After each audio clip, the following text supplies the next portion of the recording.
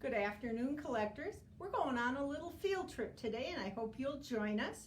We are going to visit the sculpting studio here at Department 56, where we're going to visit my friend Kiri, and Kiri's going to show us a few things that she's working on in the sculpting studio. So come on along. Hi Kiri, how are you? Hi, I'm good. We're going to kind of stay distant because of COVID and everything, and we thought it would be better that we did it with masks off, so we're going to stand apart a little bit. But we're really glad, and I know the last time we had you on, everybody absolutely loved your comments and your demonstration, and so we thought we would take another little aspect of what you do here at Department 56. This is another place where the magic happens. The artist, we say the guys because it is all guys here, they do the line drawings, and they bring you flat line art. And then what happens? And then I get to turn it into a three-dimensional object, which is challenging because I have to sculpt it 14% larger than the final size because the ceramic shrinks in the firing. So I have to calculate a lot of stuff as I'm... So there's math involved. Yes, there is math involved. So don't forget to do your math. Sometimes it's very challenging. Yeah, I bet Like, it is. maybe Oh, that's a good time that's to a talk good, about an this. excellent segue. I had asked Kiri a couple of questions, and she was nice enough to have samples of things. I said, Kiri, what is the toughest piece you ever had to sculpt? And you mentioned this one, so let's talk about this piece. This is St. Paul's Chapel from Christmas in the City, and if you want to maybe zero in on this a little bit, Rebecca, and she can tell us a little bit about what was tough about this. There's bricks on that one too. Yes, Sure. there's all kinds of texture on this. So that definitely was challenging because it has a whole bunch of windows that are all have to be lined up with each other. So that is a challenge. And then on this end, there were 4 columns that had to be matching each other and had to be placed like spaced out just right. But the really big challenge was the spire because there's all these little pointy bits, so I had to key them in so that they were all in the right place and they were all spaced out equally. And they all had to be around the this same thing. size? And there's 8 of them. And then there's also 8 of these little window shapes on 2 levels. So that took forever to get that all lined up. And then it has these 4 little clocks that are also spaced equally around it. That was just a huge headache. And is another part of it that this is a real place? Yes, because of course it had to look like the real thing. I couldn't make up some details on there. Right. I know in talking to Tom Bates, who I think was the designer on this Yes, piece. I think so. He loves to do real buildings. Mm-hmm. He loves the historic architecture, but it's difficult when you have to put something that's real like that into porcelain or ceramic because you can't always translate it 100%. Yes. Would that be right? There's always a certain amount of simplification because these are small compared to a real building, so they're like we have limitations on how big we could make a ceramic building. Yeah. So in order to fit in with the rest of the village. So yeah, a lot of the time some really fancy huge real building has to get a little bit smaller. So occasionally when they bring you designs, you just go like, oh really? I really have to do that? I remember when I sculpted this one, I was kind of up for a challenge. Like I wanted to do a real building. And then after doing it, I felt like that was a good challenge. Okay, that's a great piece too, and it's a very memorable piece. I can't talk today because of its significance to 9/11. Yes. And I think a lot of people bought that piece just to remember that situation. And then we asked about your favorite piece, and this is the Mordecai Mold Undertaker from Dickens Village. They're It was the All Hallows Eve. All Hallows Eve. It was That's a right. short series in Dickens Village that were kind of Halloween themed. And based on historical yes, things that happened yes. at that time. Yeah. And I really liked this one because I thought the design of the building was really cool and spooky, and I loved like this huge chimney with the vines on it. I really liked sculpting that. And then it has this statuary. Oh yeah. And I got to do my own Because statuary this was not a real. because this is not a real building. So And is that fun when you're allowed to do that? oh yes, definitely. Yeah.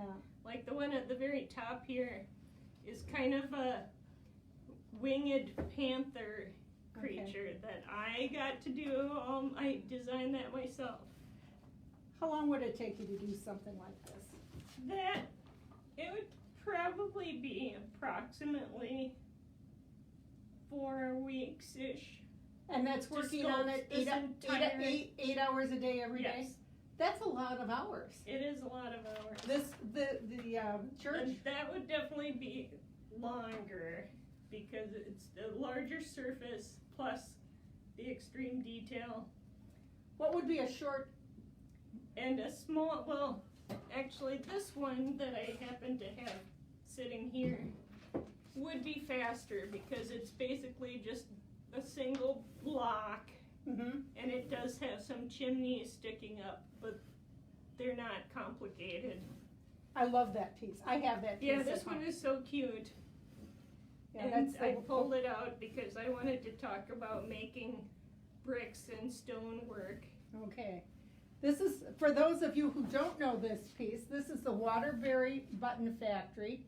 And if you don't know much about history, or as far as this history, the Waterbury Button Factory was around during the Civil War, and they made the brass buttons that were on the Confederate soldiers' uniforms and on the Union soldiers' uniforms. So they didn't care. They didn't care who placed an order. They served both sides during the Civil War. So I thought that was kind of a neat piece, and because it's buttons and I love buttons, I had to have that piece.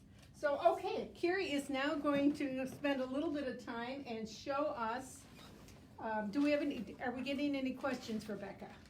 Not in relation. Someone's just wondering about availability in Europe for certain pieces. Oh. That's all. Well, there is a website. If you go to our website, we can give you the UK site. It's anescouk.com, I believe is what it I think is. so. We'll check that to be sure, and I'll put that in your comments there to make sure you have the right address. But some of our pieces are available in Europe now. Not a whole lot of the lighted pieces because, of course, the difference in the electrical units on them. But that's getting better because we've got pieces that are now with the, what is that called? The computer plug thing. Oh, adapters? Yeah, Oh, yeah, those little USB ports. oh, okay. That's what they Yeah. are. Okay, so Carrie's going to show us how she. Maybe stand a little bit I'm farther away. I'm sorry. I'm going to demonstrate some bricks first because I'll do them along the bottom edge of this. So when I'm sculpting bricks, like on this building, I'll start out by using a ruler, or in this case I've got this measuring tool. I'll like scribe some lines where the bricks are going to be. And that's So very just precise. too, Very isn't it? lightly scribe them first, and then I'll go in with a tool that has a slightly rounded end and just make those lines a little deeper. Tell us about the material you're sculpting this in, Carrie, So I sculpt the houses out of wax and why because is that? it's hard enough that it holds the detail and you can't mash it with your finger, but it's also soft enough that you can carve it and I can use a wax melting tool to add more wax to it.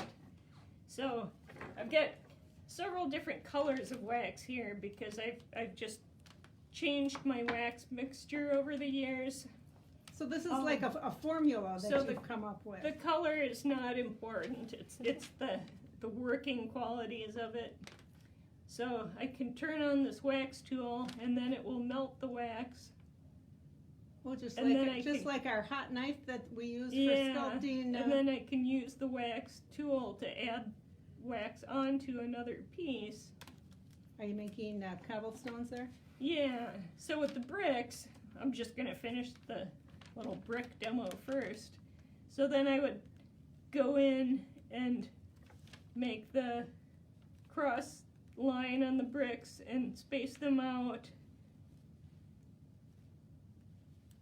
Someone's wondering which piece have you done recently that has the most like little attachments and stuff you have to add onto it? The most attachments. Mm-hmm. Well, I sculpted the Haunted Huntsman's Lodge. That was the most recent intro. It was part of the Silver series in the Snow Village Halloween. Right, that was made of resin. And that one had a bunch of animal skulls on the outside of the building to look spooky. So I had to sculpt I think it was something like 6 different tiny little animal skulls that had to be attached to the outside of the building. And did each one have to be different? And each one was different, so that was kind of a complicated attachment thing. Mm-hmm. And then one other thing I was just going to mention about the bricks is if it's for Dickens Village or here where they're supposed to look old, so you can see that some of them are kind of broken, like it's aged. So then if I was going for that kind of look, I would come in after I had scribed them and use a little chisel tool so that they don't all look exactly the same. So that's how we would get kind of the aged bricks. And But- then the other part of it would be when it's being painted. You don't Yes, paint it all the obviously. same color. We have more than one color of brick there. And then for the stonework at the bottom of this wall, throughout our villages, like in all the different villages, occasionally Well, this one here too. that one also has stonework, and Yeah. even Snow Village buildings have like a stonework band at the bottom of the wall. I usually like to kind of freehand that, so I'm just gonna simulate. So there's a band of stonework here, and I'll come in and I'll start kind of freehanding where maybe there's a bigger rock, and then there's a longer rock next to it, and maybe there's another kind of larger one, but then you also get some smaller ones kind of stacked up together. And so I just kind of start filling the space with different sized rocks just by sort of drawing them on there with my tool. And you're drawing based on what the artists have done on the two-dimensional. Yeah, I'm definitely taking my cue from how they drew it on the art, but I'm not necessarily copying it directly from the art, because this is definitely one of those areas where I get to take some artistic license and just make it look good. So then once I have a little matrix of rocks going, then I'll come in with my wax melting tool to give them. I was expecting you to put the point down, but you're using that curved section, right? Yeah, it kind of lets me pick up some wax with it. And then I'll go in and I'll add some material. And that dries pretty quickly. Yeah, it Hardens cools up. off pretty quickly. And I think I could do that. I usually end up kind of adding a little wax to most of the stone shapes that I have drawn. But you always have to be cognizant of what needs to happen as far as the molding process. Yes, definitely. So you can't get too carried away. Right. Oh, And look at that. so this isn't even done yet. I think it 'Cause looks really cool. My next step is usually I'll come in with like a curved tool and I'll give those rock surfaces a little texture, like give them some facets almost. The way real rocks have it. Yeah. And sometimes I'll go in a little deeper so some of them set back farther and some of them stick further out. And then after that step, then I come back in to kind of reestablish where the edge of each rock is. Because then once I've done both the surface shaping and the rock positioning, then I can come back in and really make them look like a bunch of separate rocks again. And you also have to take into consideration like the corners and, you know, the concave Yeah. and the convex portions as well. I definitely am, as I'm doing it, I'm thinking about, like, I don't want to make my lines too deep because that becomes a molding issue. Okay. But I also want them deep enough that you can see the detail. So I'm not sure if you mentioned it earlier when you were talking about the church piece, but someone said, is it easier to do a premium building or to sort of make a non-real building? I think it often is harder to make a real building because they, like, it does seem like a lot of the real buildings we've done are kind of impressive looking ones. So they're big and they have a lot of really specific detail.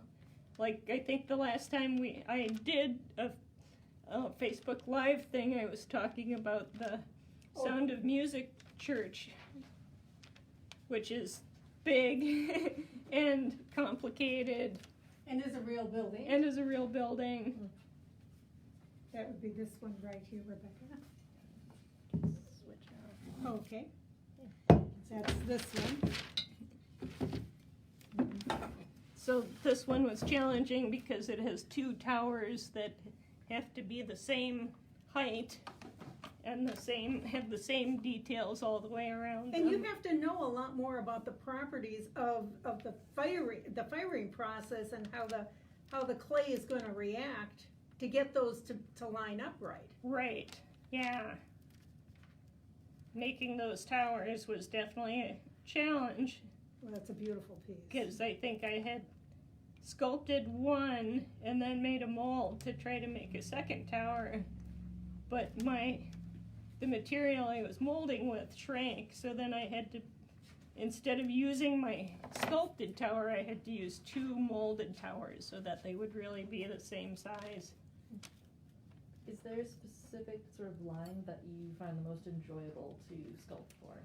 It's a I great question. Do like Dickens Village a lot because I like making the like slightly old sort of irregular tiles and sort of broken up bits, but like Halloween is also good for that sort of reason because it's fun to make like the spooky, slightly wonky windows with broken panes and boards missing, because that's kind of fun too. Do you primarily do the buildings and not the accessories? I do primarily do buildings, and I think that kind You of have has. done some accessories. I have done a little bit of accessory work, but by far mostly buildings. I have another one, so sort of off the lines of the real building versus sort of made up building, where do licensed buildings sort of fall in there, where they're sort of real but sort Oh. of made up? Well, but licensed buildings, there's other challenges with license. There because definitely we are have other we have challenges. another boss involved, right? Right, because if it's a licensed building, it has to get approved by the licensor, who sometimes they can be really picky about the details, and Like if there's characters involved, they really have to look right. Yeah. Like there was the North Pole, Rudolph's blinking beacon. Oh, the was lighthouse one. lighthouse one. And the accessory had a little flying Rudolph coming down to land, and it was really challenging to get him approved because Rudolph needs to look like Rudolph. Right. And if he's not shaped right, he's not right. Well, my last question, Curie. Yeah. And this is, I think we could be here all day and look at this all day because I find it as fascinating as I know our collectors do. Is what other kind of artistic pursuits have you done? I've seen a little bit of your painting. Yeah, I am a painter as well, and I do other sculpting for my own sculpting for fun.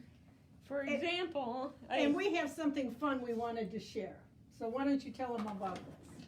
So we had done this Mount Rushmore. Did you do that? I did. I sculpted the rocks and worked on the heads as well. We did that in Village years ago. I don't remember exactly what year that was. I don't know. Do we have a year on it? No. But I had to Quite a while also ago. am quite a fan of the Beatles, and I sculpted these busts of the 4 Beatles that my boss, who is a huge Beatles fan, That would be Rick Jackson. Rick Jackson. And Rick Jackson says he would love to have the Beatles as around Mount Rushmore, which I think also that would be really cool. So that is something I need to work on in the future. Me. Me too. Huge Beatles fan. And I know Curie is a Beatles fan Oh, as yes. well. So yeah, and isn't the detail on this just stunning? Yeah. Love our Beatles. When I was doing those, it was kind of fun to do each of them from a different era of the Beatles history. Yeah. Very definitely. You were very kind with Ringo's nose. Well, thank you so much, Curie. You're welcome. I really appreciate it. I know the collectors appreciate it. And I just, for housekeeping purposes, wanted to remind everyone, we will not have a Facebook Live in 2 weeks. I think everybody's going to be eating turkey then. Are you going to be eating turkey in 2 Oh, weeks? I hope so. I hope so too. We will skip Thanksgiving, which is November 26th. Our next one will be December 3rd.